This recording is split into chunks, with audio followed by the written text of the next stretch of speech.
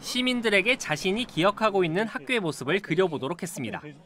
10대부터 60대까지 세대를 불문하고 떠올리는 학교의 모습은 운동장을 중심으로 교사동과 강당, 스탠드가 배치되는 천편일률적인 형태입니다. 초등학교 가면 그냥 일자, 그리고 이제 중학교 가도 이제 일자에 옆에 이제 좀 조그만 건물 하나. 그게 이제 12년 동안 똑같잖아요. 저기 국민학교, 중학교, 고등학교 똑같았고. 우리 아들 나오는 학교도 저는 가끔 그리 산책을 하거든요. 근데 다 내가 다녔던 학교랑 다 비슷한 것 같아요. 실제 우리 학교의 모습은 어떨까? 대부분 일자형 혹은 기역자형 건물에 붉은색 벽돌이나 흰색 페인트로 외장을 두르고 남쪽에 운동장을 뒀습니다. 같은 크기의 창문이 빼곡한 것도 공통점입니다. 내부로 들어가면 획일적인 모습은 더 분명해집니다. 2m 남짓 너비의 일자형 복도에 가운데 교무실을 중심으로 아래층부터 한 학년씩 교실들이 줄지어 있습니다.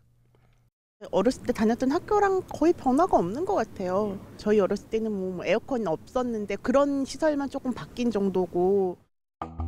이처럼 찍어낸 듯한 모습의 학교 공간의 역사는 60여 년 전으로 거슬러 올라갑니다.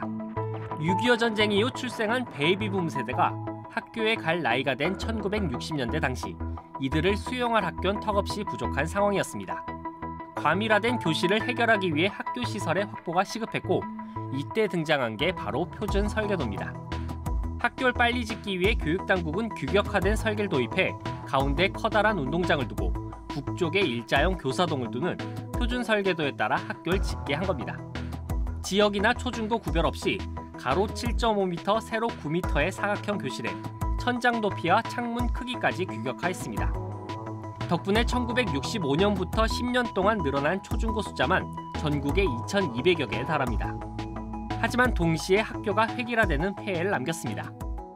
90년대 말까지는 시도교육청 기술직 공무원들이 직접 표준 설계도를 놓고 배치를 제안해서 추진을 했습니다. 교육 과정이라든지 학생들의 활동 이런 특성을 고려할 여유 없이 1962년 도입된 표준 설계도 제도는 30년이 지난 1992년 공식적으로 폐지됐지만 여전히 학교 설계는 표준 설계도의 영향에서 자유롭지 못하다는 게 전문가들의 지적입니다. 2000년대 초반 해외 선진국의 사례를 따라 이른바 열린 교실이 유행해 교실 간 벽을 허무는 실험이 이뤄졌지만 교육과정이나 수업 방식이 따라오지 못하면서 실패한 사례도 있었습니다. 폐교실에서 음악 수업을 하면 그 소음 때문에 우리 교실에서 뭔가 할 수 없고 복도에서 아이들이 좀 뛰거나 얘기를 하거나 그 소음이 고스란히 교실로 전달이 되기 때문에 그래서 결국에는 다시 담을 쌓는 그런 일들이 조금 비일비재했었거든요. 최근 들어 표준 설계도의 그늘에서 벗어나 학생들의 창의성과 감성을 키우는 학교 설계가 늘고 있습니다.